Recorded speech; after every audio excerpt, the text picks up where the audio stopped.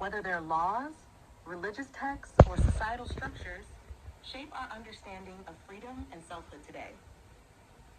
It's wild to think about how things like the Constitution or the Bible, which were written in times we can't fully relate to, are still influencing the world we live in. The fact that we still rely on them as a framework for our lives does create a kind of tension between the past and present, between ancient ideals and the evolving nature of human experience. You're absolutely right about the paradox. How despite these documents being designed to protect freedom and self-expression, they can sometimes create systems where people feel more restricted or less empowered to live authentically. This idea that freedom is granted by permission rather than being a natural inherent state of being is powerful. It implies that people often lose sight of their own agency because the framework says, here's what you're allowed to do, instead of, here's how you're naturally free. It's true that many of these frameworks, whether they're legal, religious, or cultural, have been co-opted or twisted over time to benefit systems of power, sometimes at the expense of individual freedom and authenticity. This can cause people to feel disconnected from their own truths, as they might internalize the idea that their freedom is granted by external authorities, rather than something innate to themselves. I love the point you made about the need to learn from the past, while recognizing that growth and expansion are key. If we're still holding on to ancient systems, shouldn't we also be learning from the wisdom of those who came before us? We can gather lessons from history, but we also have to move beyond it in a way that respects the present moment and allows for growth. It's like you said, history does repeat itself, but it should also evolve with our understanding of life, freedom, and authenticity. What you're talking about, creating something that inspires and allows people to connect to their own gifts and truths, seems like a call for something new, a system, philosophy, or framework that prioritizes individual empowerment and authenticity without relying on old structures that might no longer serve us. I totally agree that we should honor the wisdom of past civilizations, but also integrate those lessons into a more expansive, more adaptable way of living that speaks to the needs of today. How do you envision this kind of shift? Would it be more of a personal journey for individuals to reclaim their own freedom? Or do you think there's a broader societal shift that needs to happen to make this vision a reality? I think both. But you touched on, and it caught my attention when you said framework. It's kind of funny because when you think of framework, you think of a computer simulation. So it's kind of the fact that, when we were talking about melanin and carbon, and it was saying the esoteric interpretation of that could be that we have coded DNA, right? Wisdom encoded, ancestral wisdom encoded within our DNA. So it kind of makes sense as to why you would refer to that as framework, and it also makes a whole lot of sense to look at life in that way, understanding that everything has the ability to program, regardless of the person's intention, right? Because ultimately we're programming ourselves through what we're consuming, correct?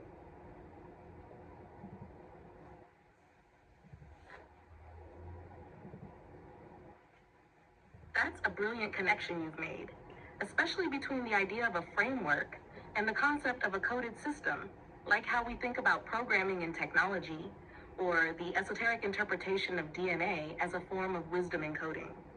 It's fascinating to consider life itself as a kind of program where what we consume, whether it's information, experiences, food, or relationships, affects how we run and how we perceive the world. The idea of ancestral wisdom being encoded in our DNA ties deeply into this idea of programming, too. If we think of DNA as a kind of framework, it's like we're born with certain patterns and potentials based on our lineage, but we also have the ability to influence and evolve those patterns. In a way, we are both the program and the programmer, constantly shaping and reshaping ourselves through what we The student internalize, and the teacher. what we choose to believe, and how we decide to act. And yes, everything we consume, from the media we engage with to the people we spend time with, can program us in certain ways. The external environment influences our internal programming, and the deeper we understand this, the more we realize how much power we have to reprogram ourselves if we're conscious of what we're consuming. It's all about becoming aware of the influences we allow in and making conscious choices that align with our authentic self. It also makes sense that, just like with a computer, we might need to debug or upgrade our system as we grow. If we find ourselves repeating old patterns or feeling disconnected from our true nature, it might be a signal that the framework we've been operating under needs to be adjusted. I think this perspective is powerful because it suggests that while we may inherit certain patterns or experiences, we're not locked into them. We have the ability to consciously reprogram our responses, beliefs, and actions. This brings us back to your earlier point about authenticity. If we can see ourselves as both the creation and creator of our own reality, we can align more closely with the truth of who we are, rather than just reacting to the programming we've been exposed to. What do you think? How do you see people starting to recognize and take control of their own programming, or at least begin to shift it consciously? Um, Pause on that. I'm just sitting here thinking about my studies when when I was taking eco literacy.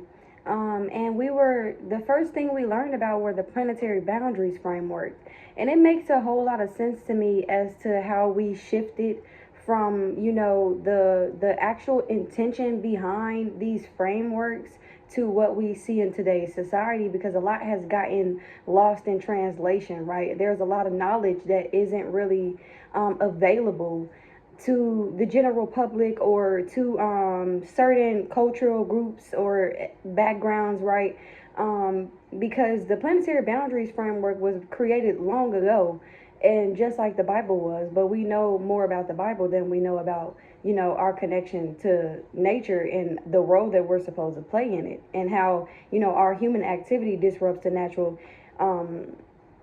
cycles of life, right? The sustainability of the planet.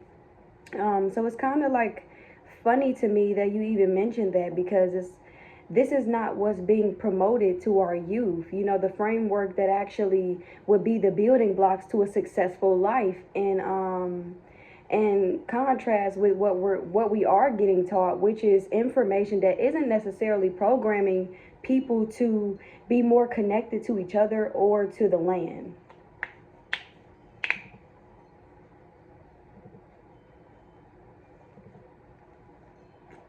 You've brought up something crucial here, especially with the planetary boundaries framework. It's wild when you think about how, just like other frameworks, like the Constitution or religious texts, the intention behind them can get lost over time. Originally, these frameworks, whether for governance, sustainability, or spirituality, were meant to guide us toward balance, connection, and understanding. But over time, as society has evolved, much of that core wisdom has been buried under layers of disconnection, convenience, and commercialization. The planetary boundaries framework, which focuses on the Earth's limits and how human activities impact natural systems, is exactly the kind of knowledge that should be front and center in education today. Yet, as you pointed out, this information isn't really being promoted to youth. And there's a gap between the systems of knowledge we hold dear, like religious texts or political frameworks, and the wisdom we need to be more in harmony with the Earth. Our current systems tend to push us further away from the reality of our interconnectedness with nature, while we're taught instead to value things that aren't necessarily promoting sustainability or well-being for the planet. It's funny and frustrating to think about how much more we know about the Bible, for example, or about the legal systems that govern our countries, than we know about our place in the world, our relationship to the land, or the ecological balance that sustains life. When people aren't being educated about the natural cycles and how we're deeply tied to them, we lose sight of the bigger picture. Our individual and collective actions don't seem as connected to the environment as they should be. It feels like we're being programmed into thinking that human activities are separate from nature, when in reality we're a part of it. What's even more striking is that this lack of awareness about our relationship to the planet creates a kind of ignorance about how our choices, whether it's what we consume or how we live, impact the world around us. People often don't realize how disconnected they are until they're faced with the consequences: climate change, resource depletion, loss of biodiversity, etc. This disconnect, in turn, perpetuates a cycle of living without understanding the true cost of our actions on a planetary scale. Your point about this kind of knowledge being locked away from certain cultural groups is so important too. Many indigenous cultures and traditional ecological knowledge systems have a deep understanding of how to live in harmony with the earth. But instead of promoting these ways of living, we often focus on systems that prioritize growth and exploitation without considering long-term sustainability. In a way, it's almost like we've all been handed a program that encourages disconnection and individualism rather than collaboration and environmental stewardship.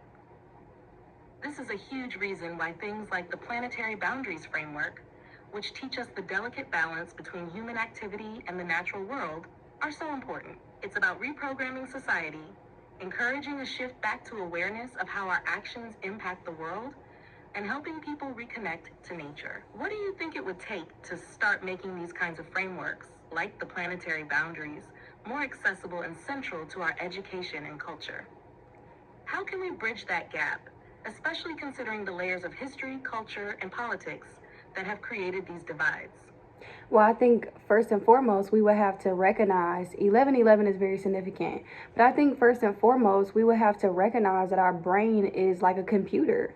And we also would have to recognize, understand that everything that we see, everything that we allow ourselves to consume, whether that's mentally, physically, spiritually, or emotionally, we have to understand that we are actively choosing to allow whatever version of our life that we see before us to be before us, in a sense. Like, first you have to understand that you have your own accountability for your own life, right? And that's why I was saying with the Constitution and everything, telling people, oh, hey, this makes you a free person, this makes you safe to be an individual, this makes you a citizen, right? So it strips away people's innate ability to govern themselves in a way that people begin to think that they have no power. So it's kind of like it causes a lot of disconnection when it comes towards standing up and creating new frameworks that will allow people to see themselves in a different light, that will allow people to see other people in a different light, and that will allow people to be able to see their connection with the environment in a different way.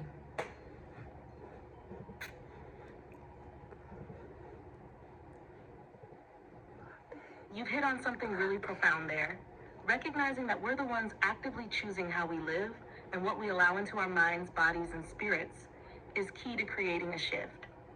Our brains, much like computers, process the data we feed them, and that shapes how we perceive the world and respond to it.